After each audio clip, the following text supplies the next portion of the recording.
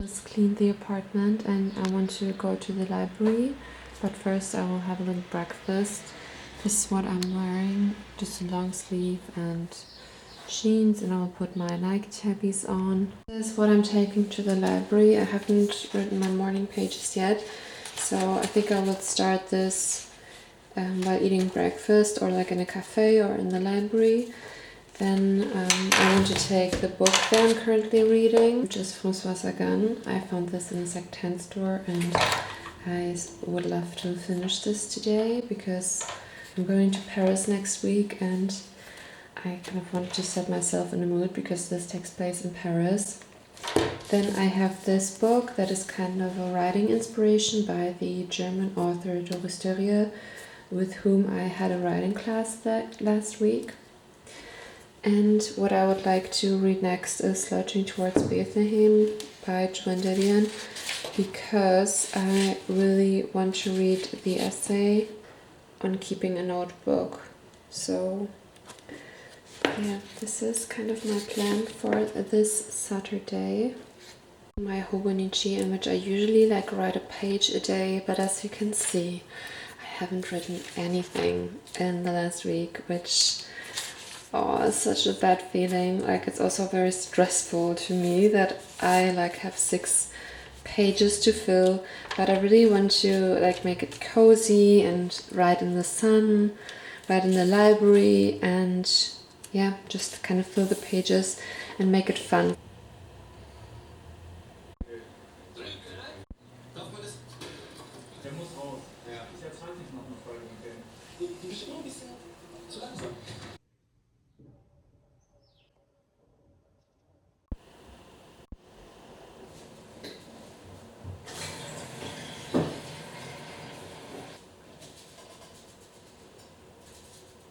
No? Okay.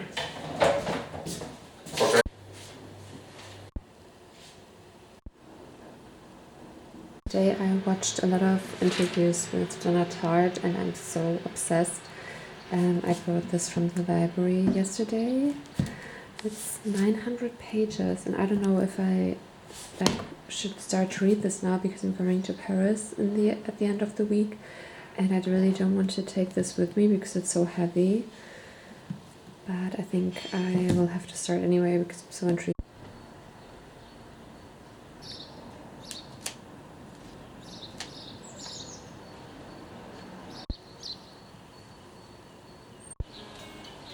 When I was in the library, I was able to fill all the pages from last week, and I found it a little daunting at first, but then I found a way to kind of make it fun, and yeah, it reminded me why I want to keep the habit up of filling a page a day, besides my 3 morning pages. First of all, I started with a writing task where you just like write for 10 minutes straight about something from your childhood that you kind of remember.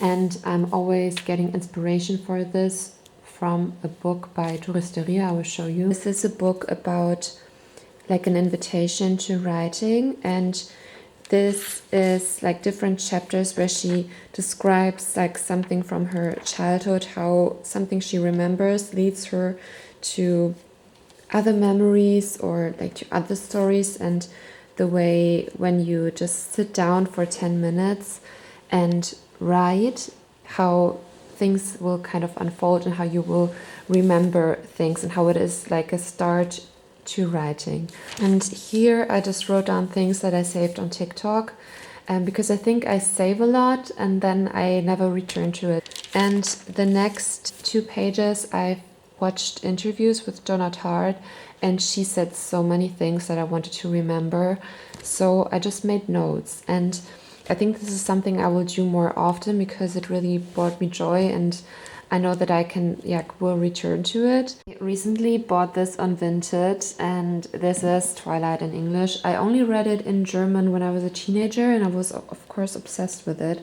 So I wanted to know like how it is to read this now, like as an adult. Yeah, I think I'm not in the mood to read it right now. I just want to read like new stories, dive into new stories. But I think maybe I will read this like on a summer vacation or just when I'm in the mood for it. I started reading The Goldfinch today, only like 4 or 5, I don't know, I think 10 pages, and I'm so obsessed already. I had a much better like entry into the book than I had with The Little Friend. I think it's interesting how she always kind of gives away information. Like a man in Amsterdam in a hotel, and you kind of sense that he murdered someone. And this is the same with The Secret History, which starts off tell the audience that Bunny has died, and then you kind of dive into the story of how this has happened. Also with The Little Friend, like in the first pages, you know that the brother died, and then everything kind of unfolds from this. I listened to the interview with her about how to create suspense, and she says that she sticks with Alfred Hitchcock. And I would like to read to you what Alfred Hitchcock actually said about creating suspense. It's a very short quote, so bear with me. But let us suppose that there's a bomb underneath this table between us. Nothing happens, and then all of a sudden, boom, there is an explosion. The public is surprised, but prior to this surprise, it has seen an absolutely ordinary scene of no special consequence. Now let us take a suspense situation. The bomb is underneath the table, and the public knows it. In these conditions, the same innocuous conversation becomes fascinating because the public is participating in the secret.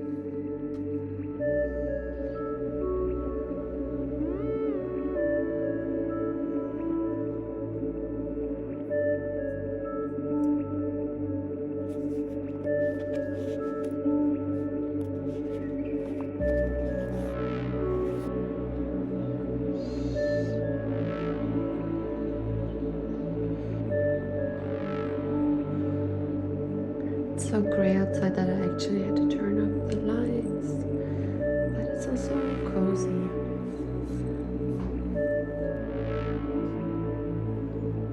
I'm on my lunch break right now. I was planning to pick up my Vinted order, a second-hand bag, but I couldn't make it because I had to do other things like cleaning a bit. And I'm going to do this after work, and now I'm having a little coffee. I finished my morning pages today, so I'm going to drink my coffee, finish them, and then I will continue writing for my job.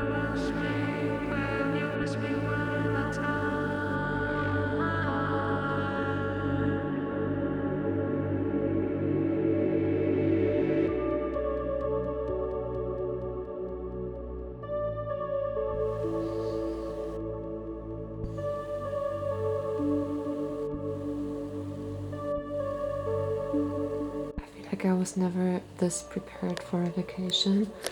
I just put outfits together for every day, like the really basic outfits, but that's what I'm wearing. So every day it's like a dedicated outfit, and then I'm packing my new bag, and this I will also take with me when I buy something. Then I will kind of change the bags, and yeah. I picked up my bag yesterday, that I ordered on Vinted. This is a Liebeskin secondhand leather bag, and I really like it, although the handles are much smaller than I thought. And also I thought that it would be little bit bigger, but still it holds my laptop, so it's fine. But you can only wear it like this, you know. So I can't wear it like this as I usually do. But I must say that I still love it because it's so slouchy and the leather is so soft. And I thought I would show you, because I already packed it. I think one of the beautiful moments of life is when you get a new bag and you can like pack your things in it. So I wanted to show you what's in my bag for the train ride to Paris. So the most important things are snacks. So I have 2 vegetarian sausages for my friend and I. Then I also have these sour sweets. I don't know. I really like them. Then I have 2 books. I have The Goldfinch. I'm still reading it. It's a very heavy book, but I'm so into it that I know that I will kind of miss it if I don't take it with me. And I also have, because I want to like take one book with me when we're sitting in a cafe or somewhere and we want to read, I am taking this collection of essays by Joan Didion. Then I have a vest from Uniqlo that my mom gave me. It fits in my bag and I can just throw it in and I will never be cold, so that's nice. Then the bag has like different, I don't really like how it's looking inside, but also I don't really mind. So I have my hand cream, I have some gums and 2 lip balms. This my friend gifted to me and it smells so good, and this I bought in Tokyo. Then we have my headphones, hand sanitizer and tissues, very important. I cleaned up my wallet, so I have a wallet by Muji and now it's really flat. Here I have pills against headaches and yeah, just my money and everything. And then I have this little box for like change, because it was really annoying that it was like in my Muji. And here I have my notebook. I usually write my morning pages in my Muji notebook, but I fear that I won't write them because it's so big, you know. And Julia Cameron from The Artist's Way never said how tall the notebook should be or how big the notebook should be, so I'm taking this small one and I'm going to write my morning pages in Paris or when I'm on vacation on this.